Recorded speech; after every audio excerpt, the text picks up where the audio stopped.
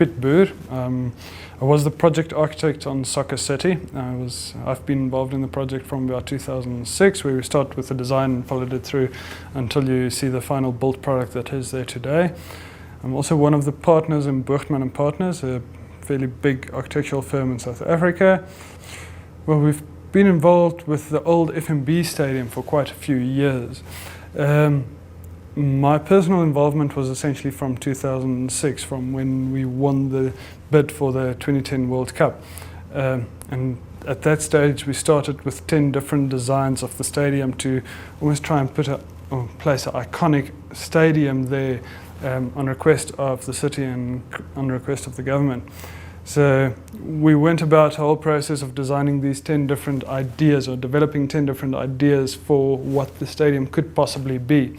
And it varied from various concepts of the Protea or the bowl or the mine dumps, all aspects of Africa or Southern Africa or even Johannesburg that gets incorporated into the stadium, and in an attempt to place an icon there that everybody can relate to. And when we presented the 10 different ideas to Danny Jordan, his immediate option was for the African pot as the most recognizable icon for the whole of Africa, as a unifying element and as something that everybody can share in. And from there, which was at that stage a very, very basic idea, we developed it to what you see there today. Our tender process, we've been involved in the stadium from about 2000, where we've done various options on what the stadium could be at that stage, how it could be upgraded for a bigger capacity, and how it could be bettered to get better sightlines, to get better functionality in terms of services and all of that. And we were also involved in the designs that we included in the bid books, the first bid book for the 2006 World Cup, and then the bid book for the 2010 World Cup, which is finally the one that we won. So after South Africa was awarded the World Cup, our appointment was essentially extended from all the work that we have previously did for the stadium, and it was formalized on that basis. We worked on risk from 2000 till after we started building on site. So until then, there was no fees ever earned. It was on a risk basis, and we were appointed effectively after the contractor. The stadium was built on a JBCC contract with a few addendums to it, but it was the standard JBCC agreement, which works for the South African environment very well. We had quite a few international contractors as well, which had to be educated essentially on how the JBCC works, and especially in the local environment of how you deal with subcontractors and where the design responsibilities lie, because it's fairly different from the process they would follow, let's say, in Europe. Because the time frame that we had to design and develop the stadium was so extremely limited, we had to work very, very closely with the structural engineers and the mechanical and electrical and the entire team to develop the stadium as a unit. So it's not just an architectural solution where we went out, decided what needs to happen, and then everybody needs to implement their systems. It's a cohesive, holistic approach that we followed, where everybody was part of the process to develop the stadium and to make it as cost effective as possible. So we worked very closely, firstly with Hans Goeren of PDNA and Frank Simon of Schleich Bergermann and Partners in Germany, to develop a structure that incorporates our idea of what this African pot should be, with a minimum of structure that you have to place there, and it just becomes part of this pot that we created. So it's one thing. It's not one thing supported by another thing. It's a unit. And the same goes for all the other systems that we introduced into the building. It's all linked together very well, which is quite fortunate. It's got a lot of memory to the old stadium. So what we did in the design is we kept as much as we possibly could, which effectively in the end was the piling structures all the way around the stadium, and the western stand we managed to keep 3 of the slabs and the columns that was there. Unfortunately, the rest of the stadium was not really usable, so we had to redo the embankments, we had to redo the upper tier on the western side, and all the services and everything else we had to essentially take out and do away with and install new. What it did do, however, is it gave us the opportunity to keep some of the memory of the old stadium. So we painted all of the old aspects of the stadium a dark grey colour as part of the memory, so one can always see what the stadium was and what's left over of the original, and it's still in the same position. In retrospect, I think it would have been more cost effective to build a new stadium next door, because you can work with much better efficiencies. You can have different spans, less columns, your precast could be completely different modules, your dynamic loads would be different, and you can wrap the stadium much tighter around the pitch, so you reduce the amount of facade area and reduce the amount of roof. But because the stadium has so much memory, I think it's the right decision to upgrade what was there to what we've got now. And the other important thing is, because this is in the piece of land that sits in between the CBD of Johannesburg and Soweto, and which was essentially no man's land previously, this now acts as a very good catalyst for that area to develop and to link the city and Soweto as a unit again. As part of the vehicular access, the old FNB stadium was already built on the intersection of what's essentially the M2 and the N1 Western Bypass, so it's very well connected in that sense. But to get from those two highways to the stadium was a bit difficult, because you could only take Rancho Road or the Nasrec off-ramp. So additional off-ramp was built, which is an extension of the N17 highway, which in future will be extended all the way through. But from the N1 you've got this additional off-ramp that's introduced, which gives much better vehicular access. And there's numerous roads built around the stadium, including the Golden Highway, which is a link between Rancho Road at the moment and the N17, which gives you much better accessibility to the Nasrec precinct or the Nasrec arena. We also built a whole transport hub which can incorporate, or does incorporate, buses. It incorporates bus rapid transport and taxis. And then there's a station facility as well for the Metro Rail, which is an existing station that was upgraded and is linked into the transport hub that we built. And on the northern side of the stadium, there's an additional BRT station that was built. So we can accommodate about 75% of the people that come to the stadium with public transport quite easily within the 2 hours before a match. And that equates to about 70,000 people that you bring in with public transport, which is quite efficient. And that's not with the additional park and rides that can be introduced as and when required. For the stadium itself, to get into the stadium is one thing and one can design for it, but the biggest risk is to get people out of the stadium in case of emergency.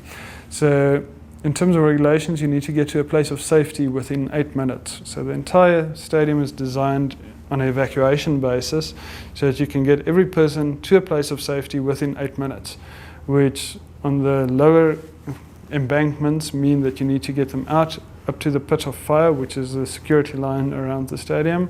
And for the upper tier, it means you need to get out from the upper tier to the ramp structures, which essentially sits away from any risk that might be there. And so far from all the tests, it seems that it's been working very well. For ingress, your biggest queuing distance is in terms of the turnstiles and where people come from, because you've got most of the people with public transport coming from the south, from the transport hub and over the promenade. We've got a lot more turnstiles installed on that side, but you can also access the stadium all the way around. So we've got movement paths all the way around the stadium so that you can access any side of the stadium that you might need to. So if your seats are on the north and you arrive at the south, you can move around the outside, or you can go through the turnstiles on the southern side and move around the stadium on the inside within the secure perimeter. So it makes the whole stadium much more accessible. We've also got about 26 entrances on lower concourse level, and then 8 ramps that can take you up to the upper levels of the stadium. Part of the old stadium used to incorporate an old moat, which was a security feature that was designed and it was seen as a good security measure to prevent people from getting onto the pitch previously. Nowadays that's frowned upon. So what we did is we enclosed the entire moat with a slab and waterproofed the entire inside to create a big water reservoir where we can save about 3.5 million litres of water, which we can then use to irrigate the pitch, which takes about 100,000 litres a day, or we can use it to flush the ablutions on the lower concourse level, so for embankment concourse and lower concourse. So it's just saving as much water as you possibly can. So we're collecting all the water that falls in the roof opening, so whatever falls onto the pitch or into the bowl, and then about 3/4 of the water that falls onto the roof gets collected and tunneled into the moat itself. And then for the rest of the grounds, we've got attenuation ponds on the northern side, which can collect most of the water. It's got permanent water in it as well, so that you create a bit of a wetland ecosystem there to essentially control the amount of water that would fall into the normal sewer lines. We followed the green goal as set out by FIFA as one of the requirements, and that deals with a few aspects. So it's waste, it's energy, it's transport. There's quite a few, I can't remember all of them. So in terms of transport, we looked at it definitely in terms of the public transport and how we get people to the stadium and away, back from the stadium again. In terms of waste, we've got a whole waste methodology of how you collect waste within the stadium, how you can separate it. We've got compactors on site, we've got sorting tables on site. We can split between dry waste and wet waste and just try and recycle as much as possible. In terms of the building itself, we also crushed all of the existing bricks on site, or not all of them, we crushed all the existing paving on site to use in the layer work, so we had to cart in less material to site. The existing bricks was cleaned on site and made available to the local community. We tried to reuse all the components of the old stadium within the stadium layer works or within components of the stadium as well. Even excavated soil, we tried to use as much of it on site to just creating berms and features rather than carting everything away. In terms of energy, I think we've been fairly efficient. We've got energy efficient lights throughout the stadium, so all the concourses has compact fluorescent lights, the outside areas. The main stadium lights works on a building management system where you can adjust them according to the television requirements that are there for a specific match. So if you've got high def television, then you need 2000 lux across the entire pitch. If it's normal television, then you need 1500 lux. So you can adjust the light levels accordingly and reduce the amount of energy that you effectively use. We try to recycle as much water as we possibly can, as mentioned earlier.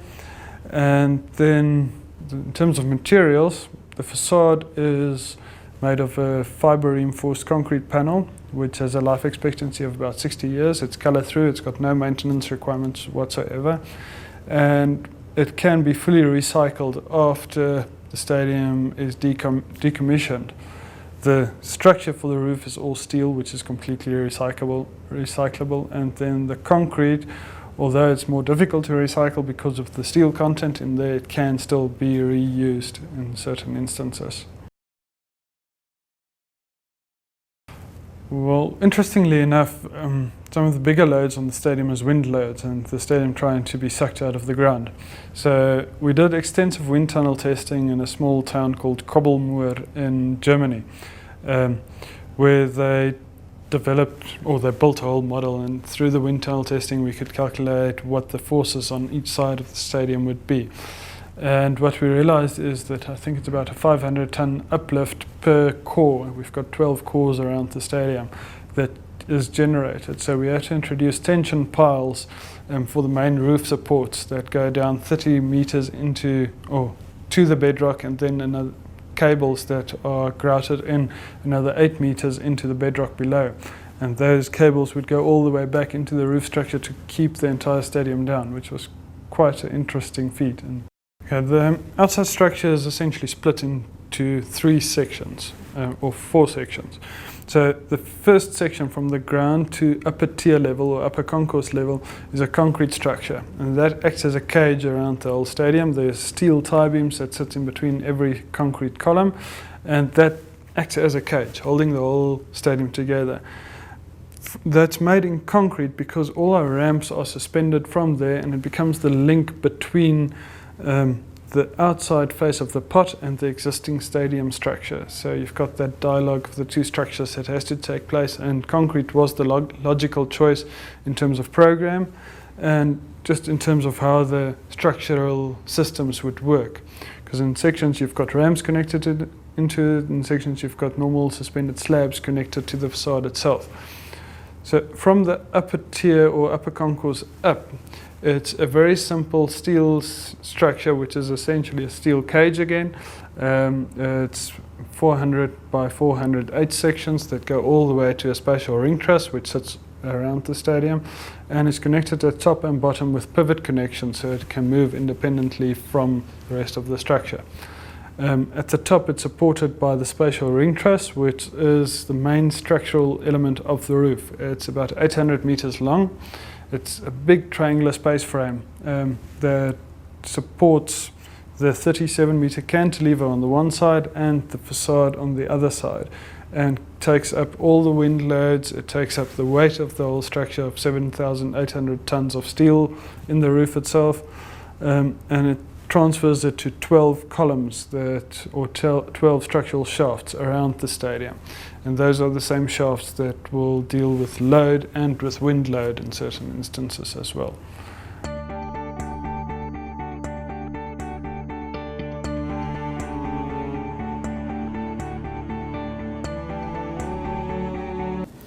My name is Hans Kuren. I'm a director of PD Knight & Associates, consulting engineers. We were in the fortunate position that we were appointed as principal structural engineers on the Soccer City Stadium. We appointed as our sub-consultants a company by the name of Schleich Bergermann & Partners, a German company who are specialist structural steel and facade specialists. We appointed them to assist us with the design of the roof and the facade structures. Soccer City was obviously a very complicated structure to deal with. We dealt with an existing pavilion which had limitations in load-bearing capacity. We therefore had to strengthen some of the existing parts of the existing pavilion. The existing pavilion was retained for various reasons, one of them being historical reasons, and at that stage, in the initial parts of the contract, everyone believed that that we would save money by retaining the existing pavilion. This, however, proved not to be so. I think it would have been cheaper to demolish it and rebuild it. So we had to deal with massive forces which are generated from dead load, obviously, and live load on the pavilion structures, as well as wind loads. The facade structure attracts a lot of wind load, and some of it is obviously uplift in certain conditions, certain load combinations, and all these loads in different combinations had to be catered for and obviously transferred safely into the foundations.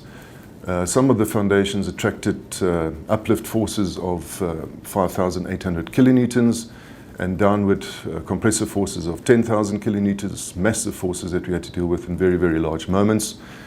And due to varying soil conditions on site, we had various founding options which we adapted as these became apparent. To deal with the uplift forces on the foundations, we had to put in tension piles. Some of these piles in certain cases went down 33 meters into the ground, and then there were still divvy-dag bars that were delved further 6 meters into rock. Some of the piles were 1.5 meters in diameter. Another big challenge on the project was the facade columns. There are 120 facade columns which are constructed around the stadium.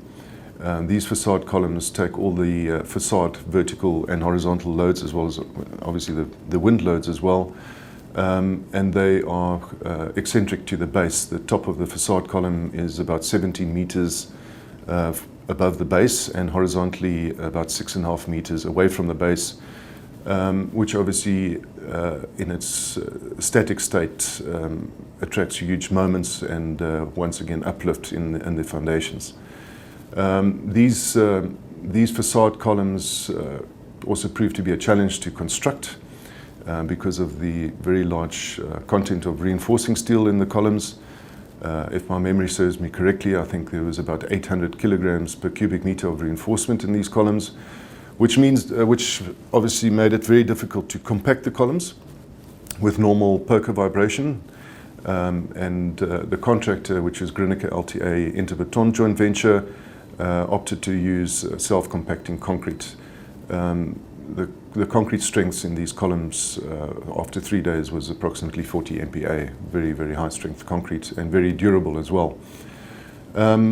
Another big challenge on the project was the design of the shafts. The entire roof structure is supported on 12 large shafts. These shafts vary in plan dimension, and once again they attract all the horizontal vertical loads from the roof, and these are then taken down into the foundations, which I described earlier, which has got tension and compression piles. The shaft walls were on average about 500 to 600 millimeters thick. Also very dense reinforcement, I think up to 450 kilograms a cubic meter. And the compaction of these walls was also a challenge for the contractor, but in the end the quality that was obtained was of a very high standard. The existing pavilion between Boertman Urban Edge Architects and ourselves, it was agreed that the sightlines had to be improved. A very detailed investigation of the sightlines was undertaken by the architects, and it was decided that the existing pavilion on the western side, the sightlines had to be improved, and therefore we removed all the precast seating elements on the upper tier. Improved the rake of the existing pavilion, and put new precast seating elements onto the structure.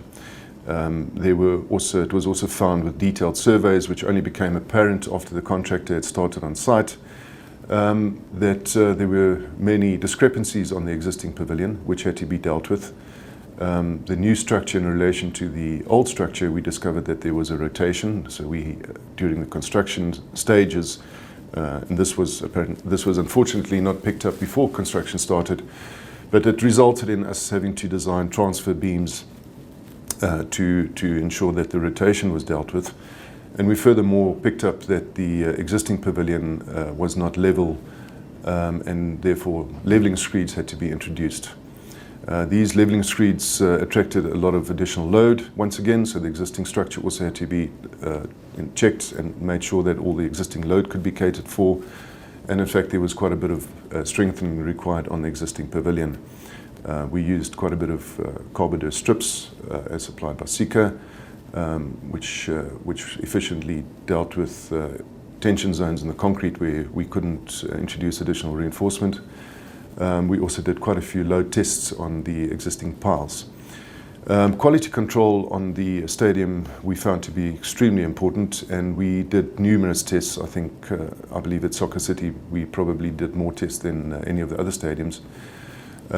These included static and dynamic load tests on the seating elements, and we wanted to ensure that the seating elements would have a natural frequency higher than 6 Hertz as recommended by the Green Guide.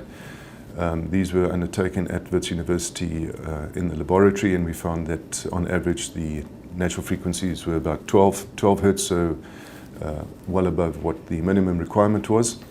We did, as I said, we did quite a few static load tests as well on the seating elements. The design static load was 500 kilograms a square meter, as required by the code, and these elements failed in the region of 4,000 kilograms a square meter, so well above the design load, and they are extremely slender. These elements were about 80 millimeters thick on the horizontal element, but the strength and the transferring of loads is obviously via the vertical element, which was about 100 millimeters thick. The spans in general varied They were quite small. They vary between 5.3 meters to probably 6.5 meters, if I remember correctly. We also did, to ensure that everything complied with the Green Guide, we did a lot of horizontal load testing on the walls, on balustrades. We did load testing, tension load testing on piles. We obviously couldn't simulate the large forces that were required because there's just no equipment available to do that, but Wits University once again assisted us with that, and we did dowel tests in rock to ensure that the dowels could transmit the loads that we required. Compressive tests were also done. We also did load tests on the existing slabs, and all of these tests passed, which obviously gives a lot of comfort, and we knew that the stadium would be durable and would be able to accommodate all the loads that it was designed for. And I think after the successful World Cup that South Africa hosted, it's evidenced that all the stadiums in South Africa were designed properly. Okay, the lifts are, for lack of a better word, in the corners of the stadium, even though it's a round structure, but the bowl is fairly square. So most of the lifts are positioned in the corners, part of a circulation core where you can get up and down from lower concourse to the suite levels and to the upper concourse as well. And each corner we've got two lifts, one for public access or for suite owners and for people that would access the upper concourse level. And the second lift is for maintenance and for serviceability of the stadium. And that one would act as a fireman's lift as well. So these lift structures with the staircase in between them became fairly structural components that kept the stadium upright as well. So it's very nice stiff elements that one could place there, and it allowed us to give numerous flexibility in the way the stadium could be accessed, and it just reduced the distances for somebody to get to a specific suite. So those work fairly well. We've also got two lifts that link the lower basement level with all the other levels, and especially with the hospitality area on the upper concourse western side. And in the basement, it links directly to the main kitchen of the stadium. So it allows additional flexibility of the stadium to be used for other events, for instance, weddings, conferences, all sorts of other events that is enabled because you've got this connectivity from the main services or the main kitchen in the stadium. The western side also has two lifts just to service the VVIP and VIP levels of the stadium to the basement. In terms of the budget, the final construction value of the stadium was 3.38 billion rand, which is extremely cost effective still. I mean, it's much more than what the original budget for the stadium was, but it is, when you count it or calculate it as cost per seat, it's one of the most cost effective stadiums in the world, especially of a stadium this size, because the costs go up exponentially the bigger the stadium gets, because your cantilevers become bigger, your areas around the stadium just become so much bigger to cope with the tremendous amount of people that you've got. So it definitely was a cost-effective stadium. The original tender value was 1.916 billion, and so there's been quite a bit of creep from there. But it's not as if the design changed anywhere through the process. That was the basic build contract, but all the other components got added as we went along. And unfortunately, it was in the big rise of the construction industry still, so costs did escalate quite a bit. The design scope, however, didn't really change that much. There was quite a few items that we incorporated as part of the FIFA requirements, but yeah, essentially the scope stayed the same. It was value that changed. In terms of suppliers, what was quite interesting, and it's the first time we've ever dealt with it on such a scale, is that you could actually access the international market for products at more cost-effective rates than locally because of the volumes. The local industry wasn't necessarily geared to deal with volumes of that nature, so you could go to the international market, and because their systems are set up in such a way, you could get similar materials or even better materials at much lesser cost. terms of experience, in South Africa we don't have the luxury to specialize in a specific field like you might have in Europe. So we're masters of all trades in the architectural profession within our firm. And if something like the stadium comes across our path, you have to go on a learning curve. And it was a massive learning curve to learn how to build and develop a stadium like this, and to make sure that you comply to all the international regulation. So between myself and my partner Bob van Beber, we went through this learning curve and just made sure that we know what all the requirements of a stadium is. And we also contracted with a company called HOK at that stage, they're Populous now, to assist us on a technical basis and to make sure that we comply to all the international regulations related to sports and events venues. So they came down about once a month and checked all our drawings, made sure we comply to the British standards, to the Green Guide, which was quite an important guide for us in terms of design, and to any other regulations that there might be, or just good practice that there might be.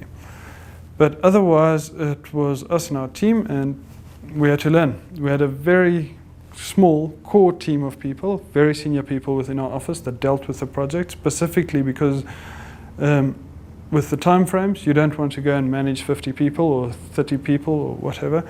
So we kept it as small as possible with the most experienced people that we had available in our office to develop this thing to what it is today. And if we had to have more people, then suddenly you've got more management, you actually start losing efficiency in the process. So our motto was to keep it as small and tight-knit as possible and just make sure it gets done correctly the first time around. One of the biggest lessons learned on this project, well, there's a few lessons learned. From the start, I think we weren't afforded enough time to do all our designs and investigations. The wind tunnel testing was commissioned at a very late stage. In fact, it was commissioned a month before the contractor moved into site. So a lot of the forces for which we had to design only became apparent once the contractor was in site, which made everything quite a challenge, obviously, to ensure that everything was catered for properly. Another big lesson learnt, and these things are always very easy to discuss retrospectively. It was impossible to have known this initially, but it probably would have been easier, cheaper, quicker to have demolished the existing grandstand. We picked up quite a few problems and challenges, and I think a couple of delays and also budget jumps due to us having retained the existing structure. We managed it, but it took a lot of man hours within the company, and I think a couple of divorces were looming the way we carried on. Fortunately, we all survived, and we've got a fantastic project. A huge portion of the project's success was certainly the very, very good teamwork between primarily the architects, Burgertman Urban Edge and Partners, ourselves as structural engineers, PD Knight and Associates, and then also the contractor, Grinike LTA Interbeton. We had a very good working relationship from the very beginning, and we had technical meetings every single Monday at the architects' offices, in which we dealt future challenges on the project and made sure that these were dealt with on time. And then on Thursdays we had technical meetings every single Thursday on site as well, and this is where we addressed current issues on site and challenges. It was a great working relationship, and I think if it wasn't for that, this project wouldn't have been a success as it was. As a whole, I think the process was actually quite rewarding, because you build friendships and you build relationships with people because you work so tightly together with them for 4 years that, I think it's friendships that will last. What was also quite nice is that for the first time we worked with international contractors on such a close-knit basis, and for them it was an interesting experience of how the South African market works, where it's not just about litigation. You actually go out there to make a plan, to develop this thing together and to get it built, because the contractor that has to build it must have as much say in it as the engineer and the architect and everybody else to get to the right solution in the end of the day. And I think that's one of the nice elements of a project like that, is that everybody in the team could be involved in such a way that they became part of the process. I'll do it faster, because now I know how to. The one thing I would probably change is, and I won't elaborate on it too much, but we'll require appointments to be directly to the city who is effectively outlined. Contractually, make sure that all your contracts are drafted by a lawyer beforehand, and don't try and do it yourself, because that's just dangerous. It gets you in a lot of hot water. From a money perspective, I mean, it's a big project, there's big money involved in it. It's just managing the process correctly. But the risks are also huge involved in a process like this, because you make one small mistake and it gets repeated 20,000 times. One bolt that's specified wrong and you've got 50,000 bolts on site that can't be used. So you have to be meticulous in whatever you do, contractually and in the implementation of everything. It has to be meticulous all the way through. So that's probably the most critical item in building a big structure.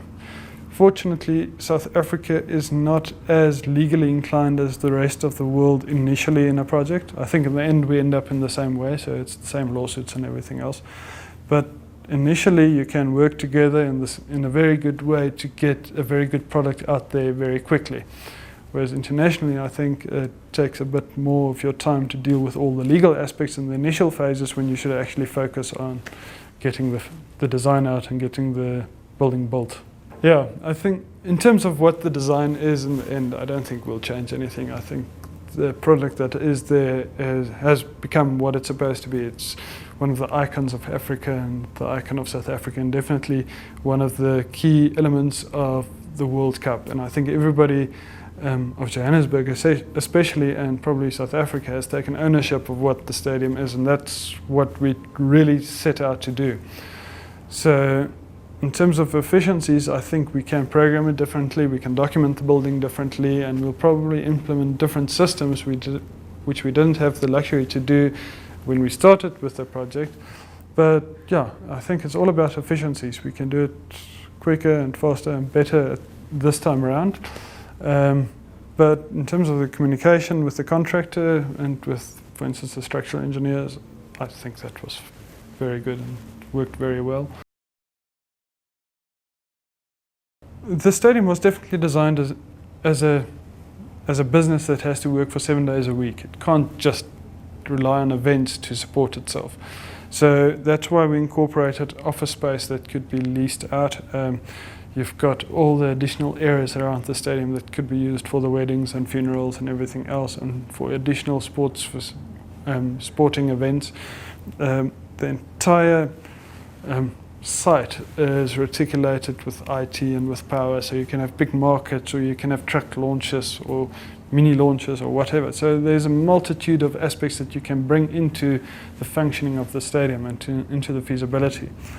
And currently, it's the only stadium that hasn't asked the government for additional money to support itself, because it's got that model of working as a 7-day-a-week business, and they are implementing it that way, and they are running it in that way at the moment. So it is managing to maintain itself. It will never be able to pay for itself, not in the South African market, but it will be able to pay for any upgrades that's required or any maintenance requirements that is there, and yeah, it will still make a profit for the city, even though it is being a small profit, but it's not a liability around all of the people of Johannesburg's necks, which I think was very important for us, because you don't want to build this big white elephant that everybody frowns upon afterwards. People need to take ownership of it and appreciate what's there, and it needs to support itself in that sense.